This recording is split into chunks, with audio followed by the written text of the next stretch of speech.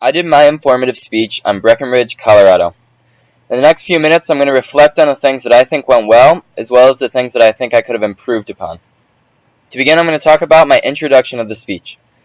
I thought that I did a good job of clearly stating what I would be talking about to the audience, as well as relating it back to them, as talked about in Chapter 10.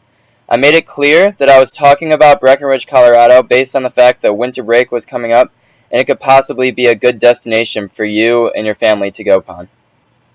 In addition to relating it back to the audience, I built credibility within the speaker, as talked about in the book, relating it back to the fact that I had been traveling to Breckenridge, Colorado for several years now. Now let's talk about the body of the paragraph.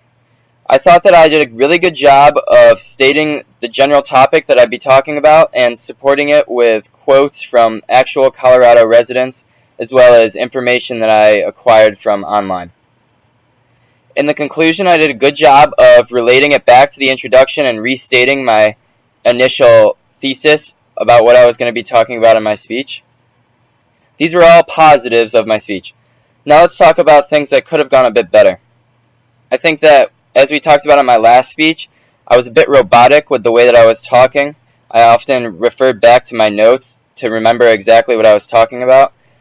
I do believe that I improved slightly from my last speech to this one about being robotic, but I could still use a bit more fluctuation in the words that I use, as well as memorizing my speech just a little bit better.